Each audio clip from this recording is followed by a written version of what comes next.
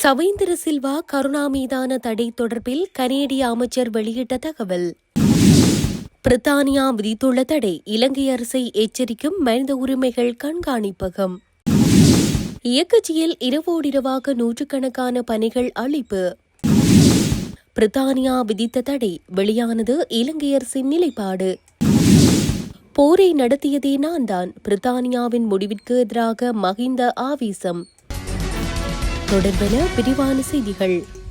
இலங்கை அரசாங்கத்தின் அதிகாரிகளுக்கு எதிராக பிரித்தானியா விதித்துள்ள தடைகளை வரவேற்பதாக கனேடிய நீதி அமைச்சர் ஹரி ஆனந்த சங்கரி தெரிவித்துள்ளார். இலங்கை தொடர்பான பொறுப்புக்கூறலின் மற்றொரு முக்கிய கட்டமாக இது அமைந்துள்ளதாகவும் அவர் குறிப்பிட்டுள்ளார். ஐக்கிய ராஷ்டிரம் விதித்துள்ள தடை தொடர்பில் தனது எக்ஸ் பக்கத்தில் இவ்வாறு பதிவிட்டுள்ளார். அவர் மேலும் தெரிவிக்கையில், இலங்கை அதிகாரிகளுக்கு எதிராக ஐக்கிய ராஜ்யம் தடைகளை விதித்துள்ளதை நான் வரவேற்கின்றேன். இலங்கையின் பொறுப்புக்கூறலை நோக்கிய மற்றொரு முக்கியமான நடவடிக்கையாக இது காணப்படும். 2023 கனடா மஹிந்த ராஜபக்ஷ, கோட்டாபய ராஜபக்ஷ ஆகியோருக்கு எதிராக விதித்த தடைகளை தொடர்ந்து ஐக்கிய ராஜ்யம் தடைகளை விதித்துள்ளது. இலங்கையின் தண்டனையின் பிடியிலிருந்து விடுவிக்கப்படும் கலாச்சாரத்தை முடிவுக்கு கொண்டு வருவதற்கும் சமாதானத்தை ஏற்படுத்துவதற்கும் கனடா தொடர்ந்தும் பாடுபடும் என சுட்டிக்காட்டியுள்ளார். பாதுகாப்பு படைகளின் முன்னாள் பிரதானி சவேந்திர சில்வா உள்ளிட்ட 4 ஐக்கிய ராஜ்யம் தடைகளை விதித்துள்ளது. இலங்கையில் இடம்பெற்ற உள்நாட்டு போரின் போது இடம்பெற்ற மனித உரிமை மீறல்கள், துஷ்பிரயோகங்களுக்கு இவர்கள் பொறுப்பு கூற வேண்டியுள்ளதாக தெரிவித்து குறித்த தடைகள் விதிக்கப்பட்டுள்ளதாக தெரிவிக்கப்பட்டுள்ளது. இலங்கையின் உள்நாட்டு போரின் போது நடந்ததாக கூறப்படும் மனித உரிமை மீறல்களை விசாரணை செய்வதற்கு இலங்கை அரசாங்கம் நடவடிக்கை எடுக்க தவறும் வரை நீதி நிலைநாட்டப்படுவதை உறுதி செய்வதற்கு சர்வதேச நடவடிக்கை அவசியம் என்று மனித உரிமைகள் கண்காணிப்பகம் தெரிவித்துள்ளது. இலங்கையின் முன்னாள் பாதுகாப்பு பிரதானி உட்பட 4 நபர்கள் மீது அண்மையில் பிரித்தானியா விதித்த தடைகள் குறித்து அந்த அமைப்பு வெளியிட்டுள்ள அறிக்கையில் இந்த விடயம் தெரிவிக்கப்பட்டுள்ளது. குறித்த அறிக்கையில் தெரிவிக்கப்பட்டுள்ளதாவது, இலங்கையின் மனித உரிமை மீறல்கள் தொடர்பான ஆதாரங்களை சேகரித்து பொறுப்புக்கூறலை கோருவதற்காக பிரித்தானியா உட்பட பல நாடுகள் ஐக்கிய நாடுகள் மனித உரிமைகள் பேரவையில் தொடர்ச்சியான திட்டங்களை சமர்ப்பித்துள்ளன. இந்த விடயத்தில் இலங்கை எவ்வித முயற்சியும் எடுக்காத வரை சர்வதேச நாடுகள் தொடர்ந்து தடைகளை விதிக்க வேண்டிய நிலை உருவாகும் என்று வலியுறுத்தப்பட்டுள்ளது. இலங்கையில் போர்க்குற்றங்களை விசாரணை செய்வதற்காக ஐக்கிய நாடுகள் சபையில் ஏற்கனவே உள்ள ஆதாரங்களை பயன்படுத்த வேண்டும் என்று மனித உரிமைகள் கண்காணிப்பு அமைப்பு தனது அறிக்கையில் சுட்டிக்காட்டியுள்ளது. நாட்டின் உள்நாட்டு போரின் போது மனித உரிமை மீறல் குற்றச்சாட்டுகள் தொடர்பாக முன்னாள் பாதுகாப்பு படை பிரதானி ஜெனரல் சவேந்திர சில்வா, முன்னாள் கடற்படை தளபதி அட்மிரல் வசந்த கரனாகுட மற்றும் முன்னாள் ராணுவ தளபதி ஜெனரல் ஜகத் ஜெயசூரிய மற்றும் 2004ஆம் ஆண்டு விடுதலை புலிகள் அமைப்பிலிருந்து வெளியேறி பின்னர் ஜனநாயக அரசியலில் நுழைந்த கருணா அம்மான் என்ற விநாயகமூர்த்தி முரளிதரன் ஆகியோர் மீது கடந்த திங்கட்கிழமை ஐக்கிய ராஜ்யம் தடைகளை விதித்துள்ளது. இந்த விடயத்தில் தனது அரசாங்கத்தின் நிலைப்பாட்டை தெளிவுபடுத்திய வெளிநாட்டு அலுவல்கள் அமைச்சர் விஜித ஹேரத், பிற நாடுகளால் எடுக்கப்படும் இத்தகைய ஒரு தலைப்பட்ச நடவடிக்கைகள் இலங்கையில் உள்நாட்டு நல்லிணக்க செயல்முறைக்கு எந்த ஆதரவையும் வழங்காது என்று தெரிவித்துள்ளமை குறிப்பிடத்தக்கது. விடுதலை புலிகளுடனான போரில் இலங்கையின் முன்னாள் படைத்தளபதி சவேந்திர சில்வா, முன்னாள் கடற்படை தளபதி வசந்த கருணாகுட மற்றும் முன்னாள் ராணுவ தளபதி ஜகத் ஜெயசூரிய ஆகியோருக்கு எதிரான எந்த குற்றச்சாட்டுகளும் எங்கும் நிரூபிக்கப்படவில்லை என முன்னாள் ஜனாதிபதி மஹிந்த ராஜபக்ஷ தெரிவித்துள்ளார். இலங்கையின் முன்னாள் ஆயுதப்படை தளபதிகளுக்கு எதிராக பிரித்தானியாவிற்குள் நுழைவதற்கும் சொத்துக்களை வைத்திருப்பதற்கும் தடைகளை அந்நாட்டு அரசாங்கம் அறிவித்தமைக்கு பதிலளிக்கும் வகையில் அவர் இதனை தெரிவித்துள்ளார்.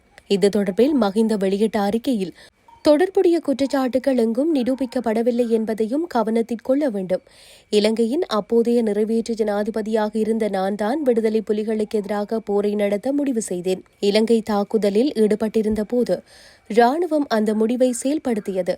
போரின் போது பெரிய அளவிலான மனித உரிமை மீறல்கள் நடந்ததாக பிரித்தானிய அரசாங்கத்தின் குற்றச்சாட்டுகளை நான் கடுமையாக நிராகரிக்கிறேன். நாங்கள் தமிழ் மக்களுக்கு எதிராக அல்ல, விடுதலை புலிகளுக்கு எதிராக மட்டுமே போரை நடத்தினோம் என்பதை நான் வலியுறுத்துகிறேன். 2004ஆம் ஆண்டு விடுதலை புலிகள் அமைப்பிலிருந்து வெளியேறிய பின்னர் ஜனநாயக அரசியலில் நுழைந்த கருணா அம்மான் என்ற விநாயகமூர்த்தி முரளிதரன் மீது தடைகள் விதிக்கப்பட்டிருப்பது விடுதலை புலிகளுக்கு எதிரான தமிழர்களை தண்டிப்பதன் மூலம் விடுதலை புலிகளுக்கு ஆதரவான தமிழ் புலம்பெயர்ந்தோரை திருப்திப்படுத்த எடுக்கப்பட்ட ஒரு நடவடிக்கை என்பது தெளிவாகின்றது.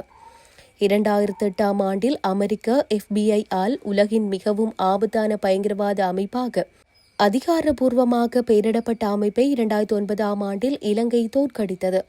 பல்வேறு தரப்பினரிடமிருந்து சட்ட ரீதியான துன்புறுத்தல்களிலிருந்து தனது ஆயுதப்படைகளை பாதுகாக்க பிரித்தானிய அரசாங்கம் 2021 மற்றும் 2023ஆம் ஆண்டுகளில் சிறப்பு சட்டத்தை இயற்றியதென்பதை நாம் நினைவிற்கொள்ள வேண்டும்.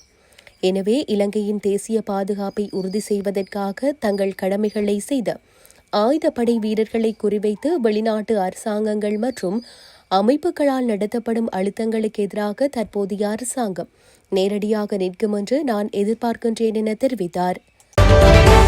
கடந்த காலங்களில் ஏதேனும் மனித உரிமை மீறல்கள் இடம்பெற்றிருந்தால் அவை தொடர்பில் உள்நாட்டு பொறுப்புக்கூறல் பொறிமுறைகள் மூலம் நடவடிக்கை எடுக்கப்படும் எனவும் வெளியுறவு அமைச்சர் விஜித ஹேர தெரிவித்துள்ளார்.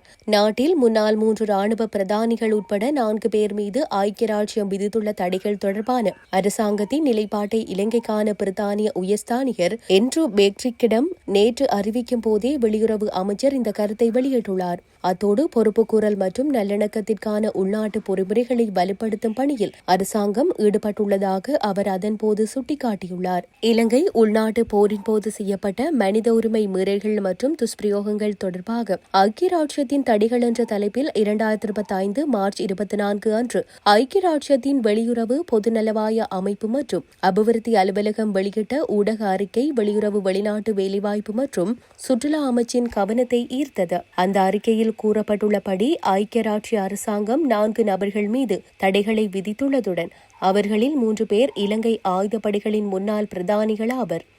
சம்பந்தப்பட்ட நபர்களுக்கு சொந்தமான அந்நாட்டில் உள்ள சொத்துக்களை முடக்குவது மற்றும் அவர்கள் நாட்டிற்குள் நுழைவதை தடை செய்வது உள்ளிட்ட இந்த தடைகள் ஐக்கிய ராஜ்ய அரசாங்கத்தால் எடுக்கப்பட்ட ஒரு தலைப்பட்ச நடவடிக்கை என்பதை வெளியுறவு வெளிநாட்டு வேலைவாய்ப்பு மற்றும் சுற்றுலா அமைச்சகம் வலியுறுத்துகிறது. நாடுகளால் எடுக்கப்படும் இத்தகைய ஒரு தலைப்பட்ச நடவடிக்கை இலங்கையில் உள்நாட்டு நல்லிணக்க செயல்முறைக்கு எந்த ஆதரவையும் வழங்காது என்பதுடன் நிலைமையை மேலும் குழப்பமடைய செய்வதே நோக்கமாகும் என அமைச்சு சுட்டிக்காட்டியுள்ளது.